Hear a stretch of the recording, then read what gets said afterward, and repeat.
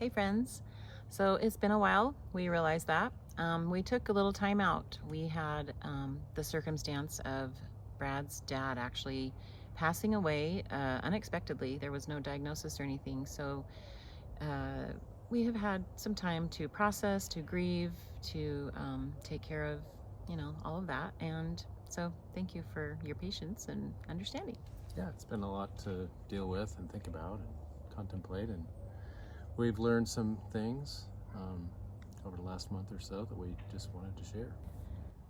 So there's some circumstances around the death of his father, that we actually want to talk about, and it concerns a backstory with the family and the circumstances around us getting excommunicated and all that kind of stuff. So Yeah, so if you've watched some of our other videos, about 10 years ago we were excommunicated and turned in by family members on my side, and we went for 7 or 8 years without a lot of contact, not going to any family events, very little contact, maybe birthdays or whatever. And there were a couple of reasons for that, and they were based on how we felt about things. Obviously, being turned in, excommunicated, that was a thing. But also our treatment, how we were treated. Yes. Communication that was said to you. Yes, and also just knowing, here's a little bit more background on my family. I had an uncle who left the church on my mom's side, and I knew how he was seen. I knew how he was treated in the family, and I knew that I had become that. I had become that lost brother, that lost, deceived kind of person that was. And this happened early on, because we've been married 37 years, and I had never met this man. So he was completely shunned, completely separate from the family. So there was definitely some contact, but it was a different kind of feeling when his name was spoken and talked about.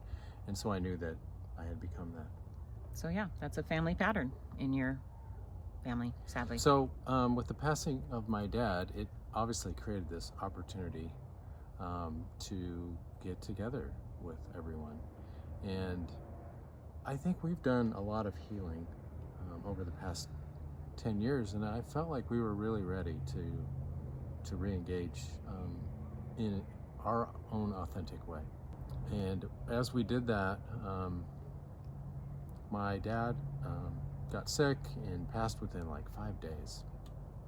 And fortunately, some of my siblings were able to come here to Arizona, where he lived just a couple of hours away from us, and we spent some time while he was still alive together, and we healed a lot of things just being together. So something that Brad is not bringing up is the fact that his dad left the church when we left the church. His dad was a very well-respected leader in the church, in the community, and when Brad actually started questioning his dad, I think he was hoping to rescue him. And in the process, they deeply kind of studied together. Yeah, they studied together a lot. And so this was a pattern for them, obviously, and they studied themselves out of the church. So that put me in kind of a dark light in the family. Not just kind of. Yeah, so that's kind of the circumstances that we got together, and as we came together, about a day and a half, the time that we spent together. While he was sick. While he was still alive. We were all together. It felt good to kind of re-engage, and I felt like there was respect for where we were at, and there didn't need to be any discussion about it necessarily. It felt good. Mm-hmm. So what we're hoping to demonstrate here is hope and possibility in healing family relationships that have been difficult. And by difficult, I mean, we were unsure if we would ever be reunited and reconnecting with any of these family members. And I will just say, the jury's still out how things will go in the future, because we're going to be us. We are us, and it's a little different. and it might be a little uncomfortable. Yeah, I think there obviously is a lot of power in feeling authentic within yourself and being able to be that around other people.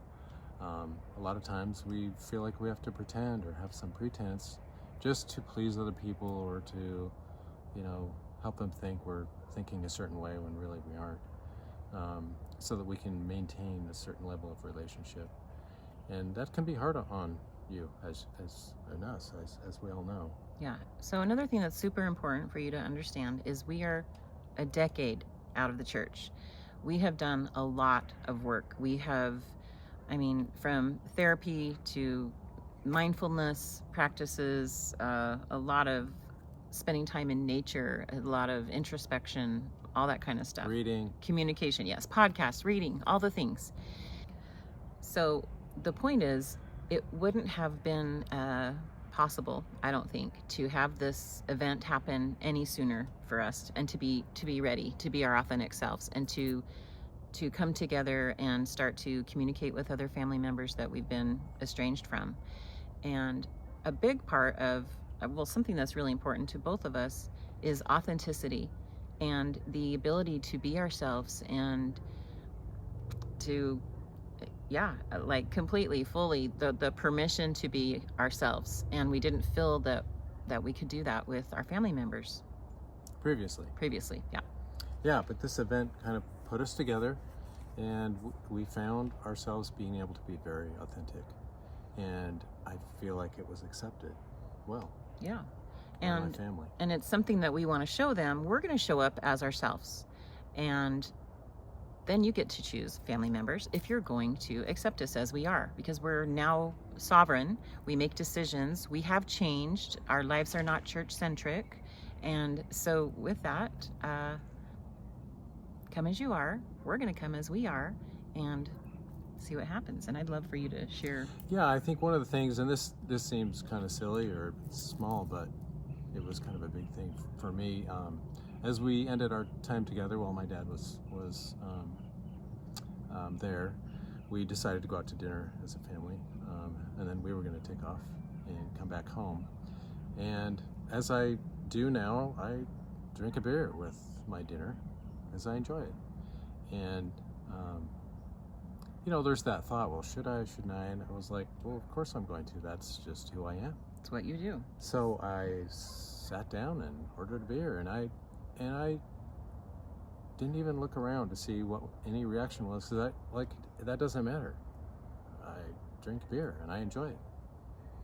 And and it wasn't anything we even discussed before getting there, because this is just Brad being Brad.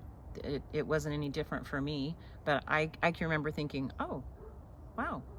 It was a first. This is a first. Good job. This is a little step, a little hurdle that we climbed. And I'm really proud of him for doing that. And I'm actually really proud of the family for accepting him. And this is, it was sort of a little, not a test that we, consciously decided, but I'm it sure was a they test. noticed, but it wasn't a thing. And I felt like there was some real growth there, and it felt good. So anyway, just showing what's possible as you heal, and as you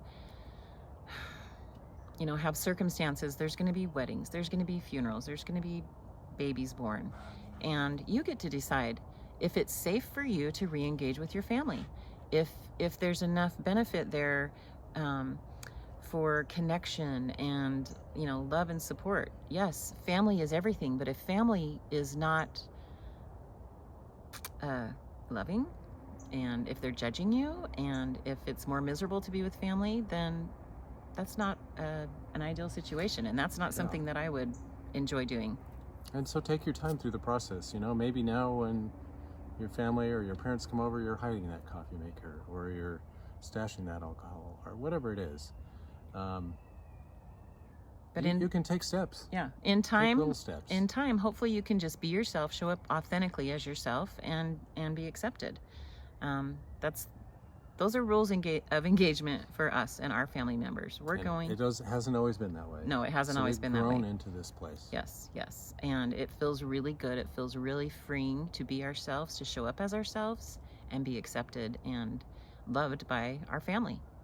And of course, now we have Thanksgiving and Christmas coming up, so this is a great opportunity. Yeah. And, you know, again, who knows? There's no guarantees, but we're going to do our part to show up as ourselves and to be as involved in the family as they would like to. It's kind of like matching the energy. And so if they're comfortable having us as ourselves, we'll be there. So hopefully this was beneficial for you. Hopefully you it maybe provided some hope for what could be possible in your future. If you're really struggling right now, our hearts go out to you. We've been there. Very, very painful years of estrangement, shunning, judgment, a lot of narratives that were untrue told about us, and here we are. Yeah, work your way through it. It's worth it. Take care, friends.